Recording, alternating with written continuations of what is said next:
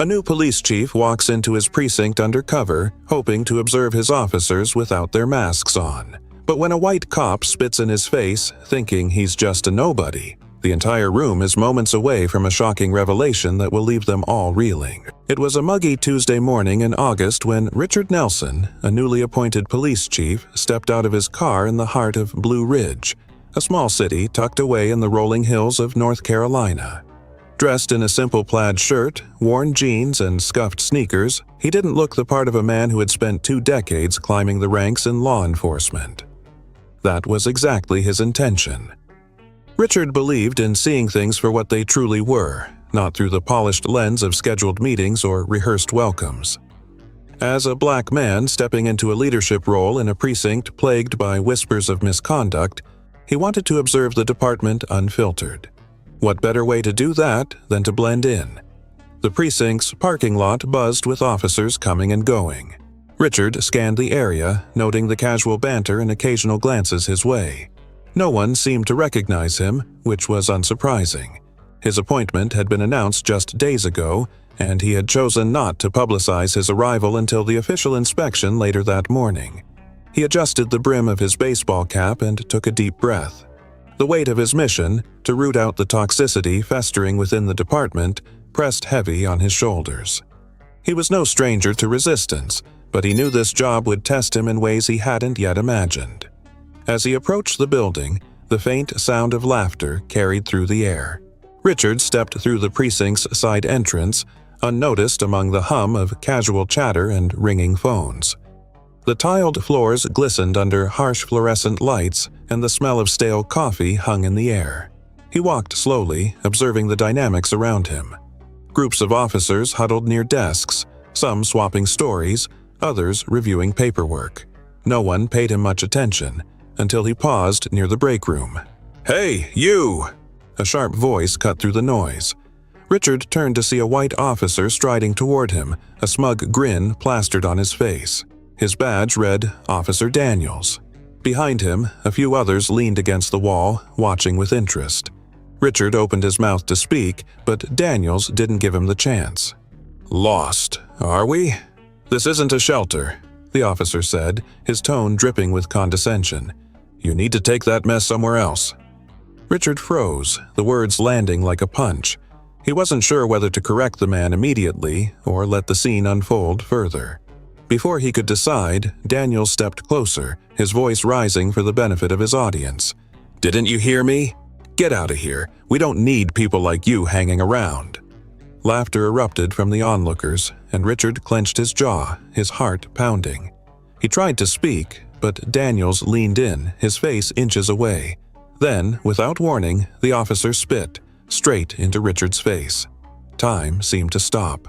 Richard's breath hitched as the warm saliva dripped down his cheek. Around him, the laughter grew louder. One officer slapped the table, doubling over in amusement, while another muttered something about showing the riffraff their place. Richard's mind raced.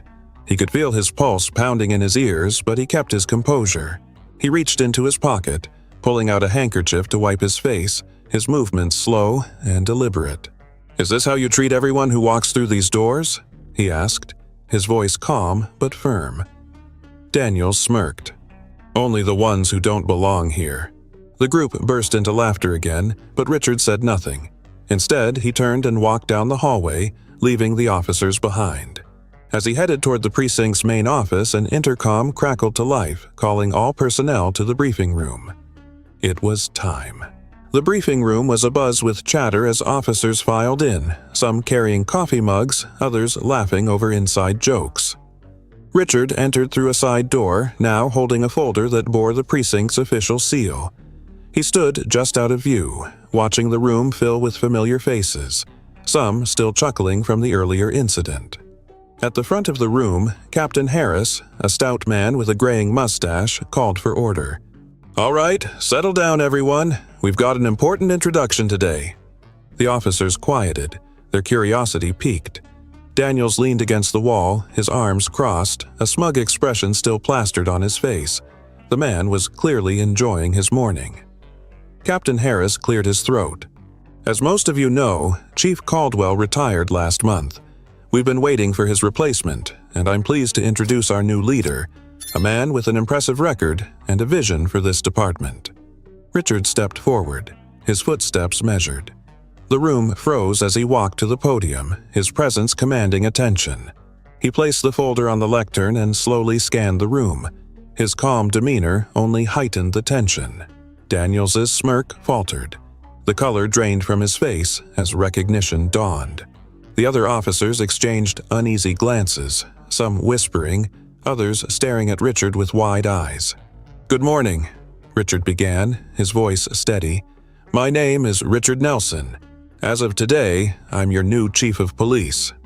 The silence was deafening. Daniel's face turned a deep shade of red, his bravado evaporating. Richard's gaze landed on him, holding for a moment longer than necessary, before sweeping across the rest of the room. "When I arrived this morning," Richard continued, "I came in plain clothes because I wanted to see the department through an unfiltered lens. What I witnessed was eye-opening." A murmur rippled through the crowd, but Richard raised a hand to silence it. "In my brief time here, I've already seen behaviors that are not just unprofessional but downright unacceptable. Let me make one thing clear. The culture that has been allowed to fester here ends today." The room remained eerily quiet, the weight of his words sinking in. Daniels shifted uncomfortably, his eyes darting to the floor. Richard took a step closer to the edge of the podium, his tone sharp but controlled. "Respect is not optional. It's the foundation of what we do as law enforcement. Without it, we fail, not just each other, but the community we serve." He let the silence hang for a moment, watching the officers squirm under his gaze. "This morning, some of you laughed at what you thought was just another powerless man being put in his place. But let me remind you, everyone who walks through those doors deserves respect, whether they're wearing a badge or not." His words cut through the room like a blade. No one dared to move.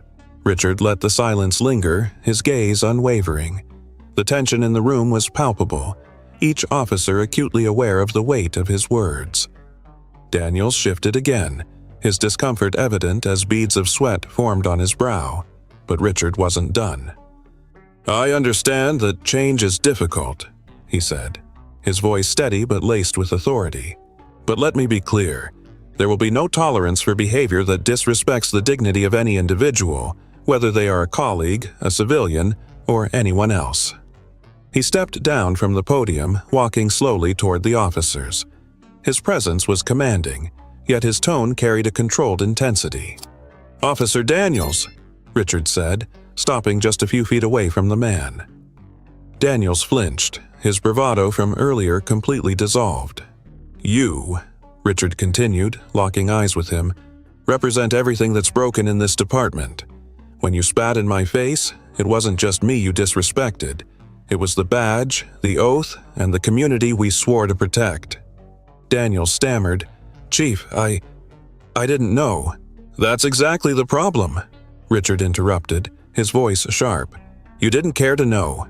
You didn't take a moment to think before you acted, because you assumed that man standing in front of you didn't matter. And that assumption is why this department has lost the trust of the people it serves." The room remained silent, every officer frozen in place. Richard turned his attention to the rest of the group. What I witnessed wasn't just one man's mistake, it was a culture. A culture where bullying and prejudice are not only tolerated but celebrated. And that stops now. He stepped back toward the podium, his voice rising slightly.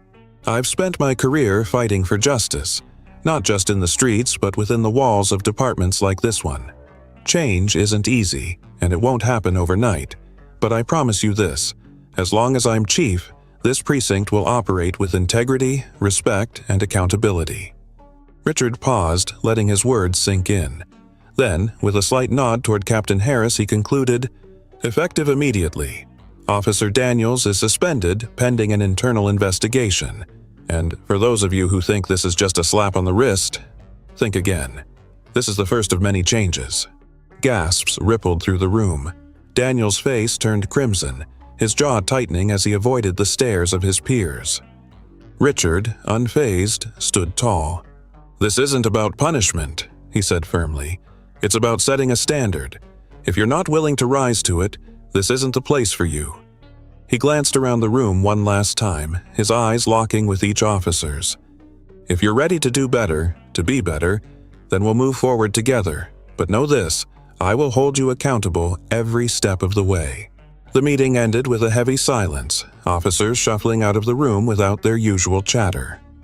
Richard remained at the podium for a moment, watching as Daniels stormed out, his face a mix of embarrassment and anger. The other officers avoided eye contact, their expressions ranging from guilt to quiet contemplation. Back in his office, Richard sat down at his desk, exhaling deeply. He knew this was just the beginning. Years of entrenched attitudes wouldn't change overnight, and for some, they might never change at all. But he hadn't come to Blue Ridge to make friends. He came to make a difference. The phone on his desk rang. It was Captain Harris. "Chief, I wanted to say, you handled that better than most would have," Harris said, his voice tentative. "Thanks, Captain," Richard replied, "but the real work starts now. I need a full review of Daniel's history on my desk by tomorrow. Complaints, incident reports, everything." "You've got it," Harris said before hesitating. "And, Chief, I think you shook a few of them today, in a good way." Richard hung up, allowing himself a brief moment of satisfaction before diving into the mountain of paperwork in front of him. Over the next few weeks, the precinct was a different place. Officers who once laughed at Daniel's antics now avoided him altogether, whispers of his suspension spreading through the department. Richard made it a point to walk the halls regularly, greeting everyone he passed, his presence a constant reminder of his leadership. Some officers took the change to heart. Officer Reyes, a younger recruit, approached Richard one day, admitting that she'd been complicit in the toxic culture out of fear of retaliation. "I want to do better, Chief," she said earnestly. "That's all I ask," Richard replied, his voice kind but firm. "It starts with you." But not everyone was willing to change. Daniels filed an appeal against his suspension, claiming unfair treatment. Richard held his ground, standing firm in his belief that accountability wasn't optional. The department's review uncovered a string of previous complaints against Daniels, ranging from excessive force to inappropriate comments. His appeal was denied, and Richard made it clear that the days of brushing misconduct under the rug were over. Despite the progress, Richard knew the road ahead would be long. Conversations about implicit bias and community relations were met with mixed reactions, but he remained undeterred. Each small victory, a recruit speaking up, an officer rethinking their approach, was a step toward something greater. One morning, Richard attended a community event where he met a young boy who shyly approached him. "Are you really the chief?" the boy asked, his eyes wide with wonder. "I am," Richard said with a smile. "My dad says the police don't care about us," the boy said, his voice barely above a whisper. Richard crouched down to meet his gaze. "I can't change the past, but I promise we're working to do better," he said gently. "And if you ever need help, you come find me, okay?" The boy nodded, a small smile breaking across his face. It was moments like this that reminded Richard why he had taken the job in the first place. By the end of his first year, the precinct was far from perfect, but it was undeniably different. Officers who couldn't adapt were gone, replaced by recruits who shared Richard's vision for a fair and respectful department. The community, once skeptical, began to see signs of change, a renewed effort to build trust and bridge divides. Richard stood in the precinct's main hallway one evening, watching as officers filed out after their shifts.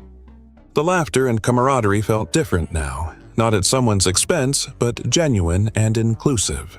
He knew there would always be challenges ahead, but for the first time he felt hopeful. Change was never easy, but it was worth every fight.